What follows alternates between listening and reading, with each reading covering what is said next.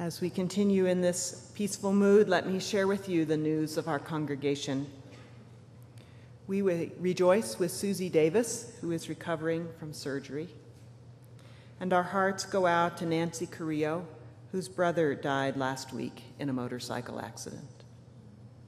We honor Steve and Rodine Phillips, who celebrated their 50th anniversary yesterday.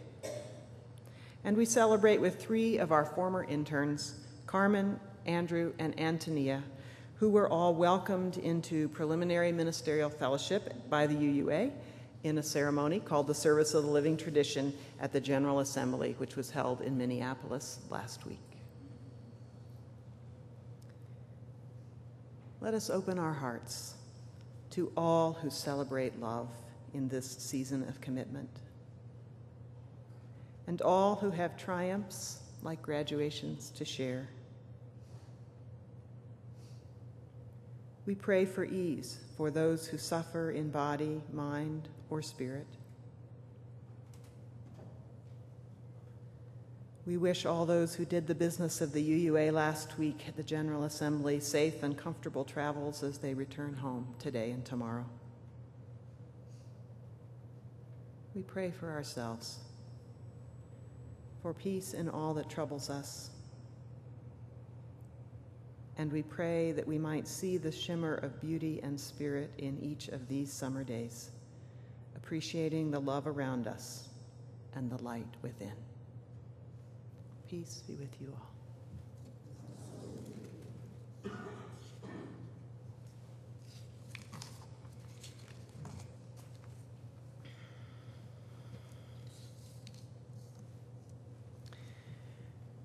When the state of Arizona passed a clearly unconstitutional law mandating police to check the immigration status of everyone they were doing business with and who seemed to them, that's a pretty slippery word, seemed, likely to be an undocumented alien, I thought it was time that I learned a little more about this difficult subject.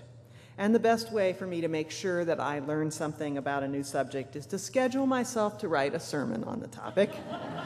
And that's what I did. Hoo boy. Turns out that immigration is not a topic. Immigration is a life study. And it's a life study in a field in which it seems nobody is neutral, and in which people are so passionate that they are very sloppy with the truth. It's a topic which requires thinkers to project into the future and pretend they're sure of themselves. It's a topic which reaches deeply into people's inner world, into their need to be comfortable in society, secure in their job, feel that life is reasonably fair.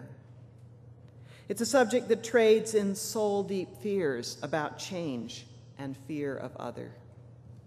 It's a subject that calls Americans back to the American dream and asks how far we should extend the American experiment. George H. Bush tried at the top of his power to get immigration reform and failed.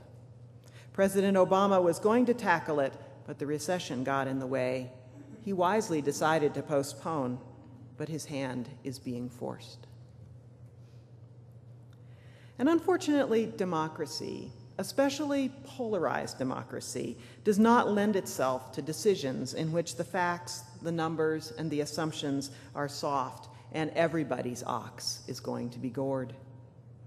Immigration reform is a lot like climate change. It's going to tax our powers of understanding and cooperation to the max. And just as the folks who worried about climate change have latched on to climate chaos as a term to describe what's going on right now, so I'm going to call the current immigration situation in the U.S. immigration chaos. Vocabulary is important. What we have now is chaos. Since none of us like chaos, calling it that will help us get motivated to change it. And while we're on vocabulary, let's name the major players in immigration chaos correctly. It is morally abhorrent to call people illegals.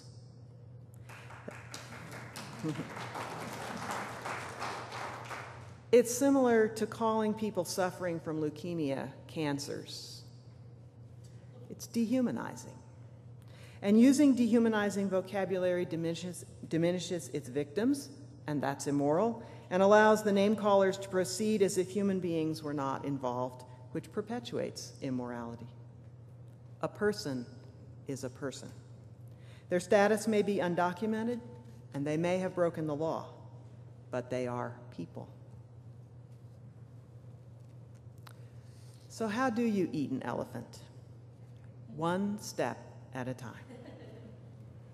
After a couple of weeks of diving into literature and getting more and more confused, I realized that part of my confusion was that this subject has three major aspects, and most discussions conflate them.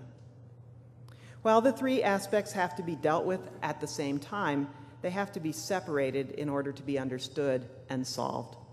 Those three aspects are: do we want any immigration to be legal, and what purposes would that serve, and how do we do that fairly? Secondly, do we want to prevent illegal immigration, and if so, what's the best way to do that? And thirdly, what do we do about the estimated 12 million undocumented residents of our nation?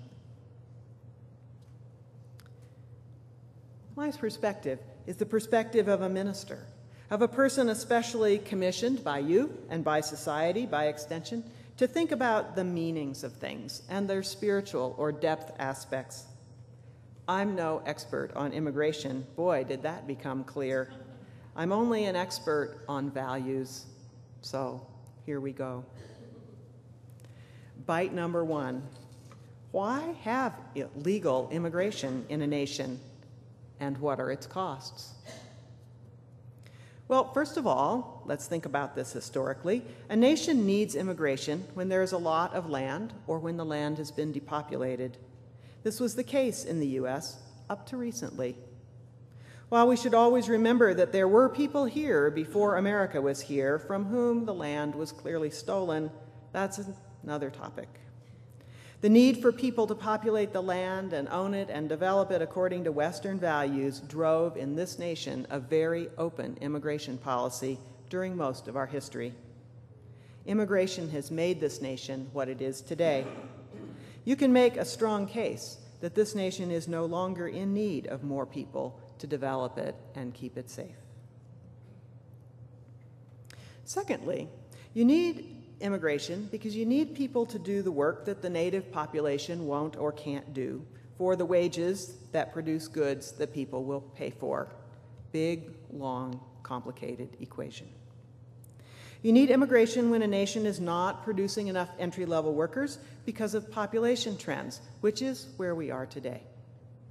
You need immigration when the native population disdains or is not fit for important work, such as farm work or high-tech work. Now, a part of that imbalance between what the native population disdains or does not fit itself for is caused by the fact that we don't want to pay enough for some kinds of work. There's an ugly word for taking advantage of someone's weak status to make money at their expense. That word is exploitation. And it's morally dicey unless you're giving something in return. In our current system, the return for picking lettuce for piece rates until your back breaks is that your kids get a free education and hopes that they won't have to sweat in the sun in their lifetime. But if that's the scene, you're always going to need immigrant workers from destitute nations because the economy will never then tolerate good enough wages, working conditions, and benefits to attack the natives or even the children of your last generation of immigrants to work. This can't go on forever. We either have to begin to change the economics of food production and yard work and construction to be stable, or we have to exploit what are called guest workers, a horrible misnomer, speaking of vocabulary, because contrary how I'm sure you treat your guests, guest workers are only invited when you need them, and they're thrown out when you don't, and have no incentive other than their destitution and no love for the nation in which they work, a morally repugnant scheme.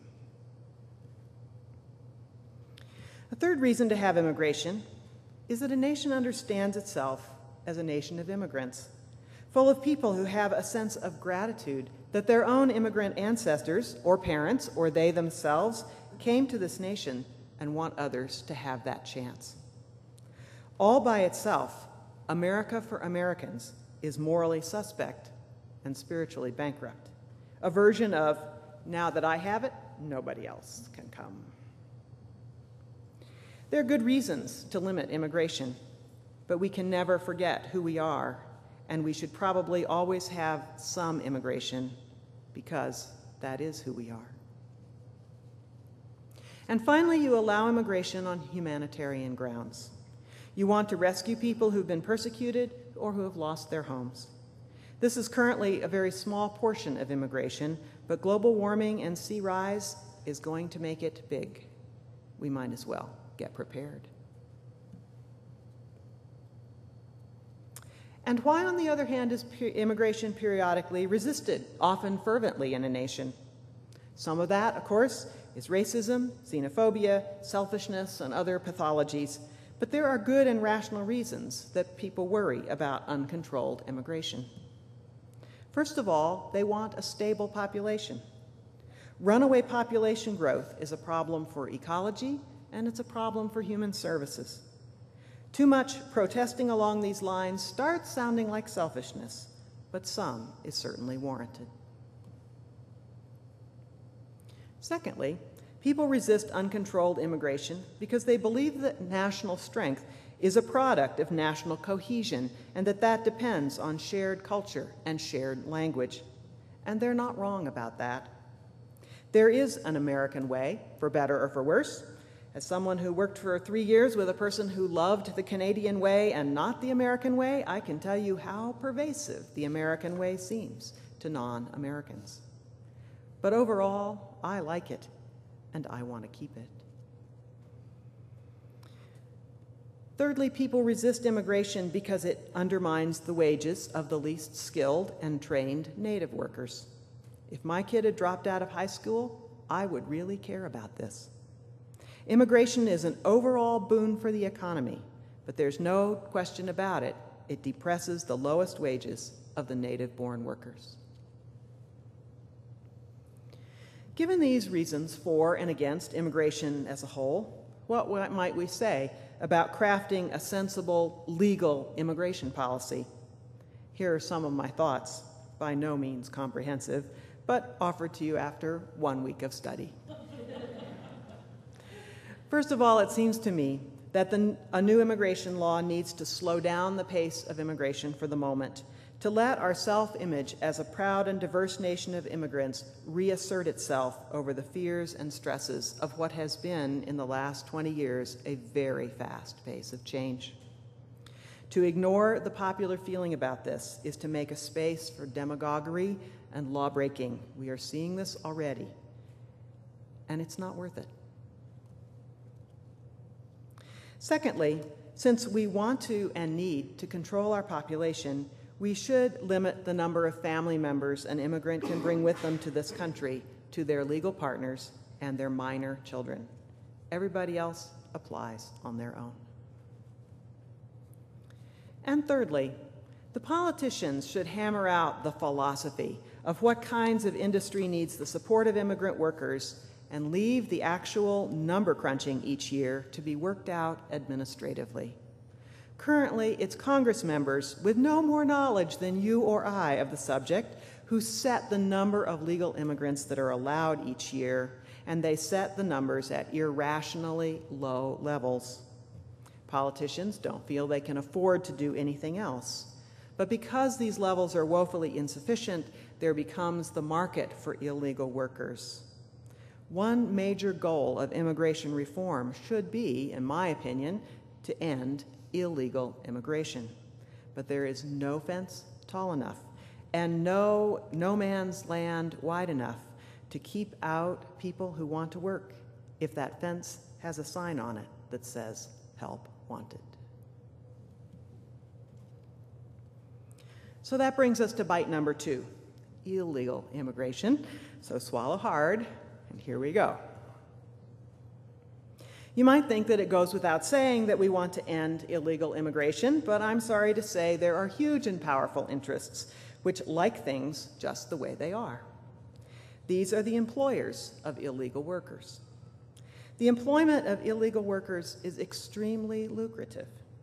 These workers will work for under-market wages. They don't complain about ill treatment. They know there's no way to get the law to enforce work safety and health rules. The employment of illegal workers gives an employer a huge advantage over their lawful competitors. I would point out that the consumer also benefits from these unfair and often immoral employment practices. Ponder that as you enjoy your tomato sandwich this afternoon. I know you don't choose to be exploitive of other human beings, but until the tomatoes in your own garden ripen, you just might be. Another way you benefit from illegal immigration, we benefit, is that many illegal immigrants and their employers do pay employment taxes using false Social Security numbers. That amounts to so much money every year that will never have to be paid out in benefits that it is a line item in the Social Security budget. Illegal immigration is one of the reasons that Social Security is still solvent. Because there are lots of benefits to illegal immigration, it has been allowed to flourish, but there is currently being a strong reaction to this. Most proposals to stop illegal immigration involve a secure border. We New Mexicans are not so easily fooled as the rest of the country by that idea because we know what a desert looks like. But many Americans believe that this is an attainable goal. So let's talk about borders. There are 3 reasons for a nation to secure its borders. The first is that so people can't flood your markets with undesirable or untaxed goods. And our current border security was built 100% to solve that problem. Therefore, border security involves the inspecting of roads leading into American markets. Even this goal is difficult when the undesirable goods in question are drugs, which are very compact and hard to find, and when people can fly airplanes and bypass the roads. A second reason to keep people out of your nation is to keep them out if they mean you harm. Many kinds of people, spies, terrorists, escaping criminals, drug runners. How much of that you can realistically do, keep out people who mean you harm, is a question I can't answer. But it is clear, at least, that terrorists and spies favor eastern airports to southwestern deserts as their national entry of choice. The final reason to secure borders is to prevent undocumented workers from messing with your economy and allowing themselves to be exploited. But you don't need an expensive and indefensible fence to accomplish this goal. You only need 2 things. They are very simple, but powerful forces oppose them. First of all, you need a right-to-work card, which lives in the 21st century, and whose security system is more sophisticated than blue curlicues. It's issued to everybody, citizen and immigrant alike, who has the right to work in this nation. It goes to everybody because it is not the case that you know them when you see them, and this is America, and we believe in equality under the law. Secondly, you enforce the law, which already exists, which requires employers to assure themselves that their employees have the right to work. And now that you've made it possible for them to actually determine this by that right-to-work card that is hard to forge, you add mandatory penalties on the employer. If the person responsible for hiring pays a hefty fine and spends 30 days in jail every time they're caught with an undocumented worker, and after, say, 2 slips in a company, the CEO finds himself in jail for 30 days too, illegal workers would find it very hard to get jobs. And if immigration officials quit patrolling the deserts of the Southwest and began the much more congenial work of randomly checking on employers, nobody would come to this country illegally looking for work anymore. Take down the sign on the fence that says, help wanted, apply within. You don't need the fence anymore. This simple solution is not possible at the moment because American citizens are scared of anything that resembles a national identity card, liberals and conservatives alike. But the only way I can think of for a rich nation which cares about civil rights to solve the illegal immigration problem is to make it impossible for illegal immigrants to work. And in a nation where you can't tell them by looking at them, that has to involve a right-to-work card that lives in the 21st century and doesn't involve blue curlicues. There will have to be a lot of work done to help both liberals and conservatives feel safe about the introduction of such a card. But it's not really so far from what we have now.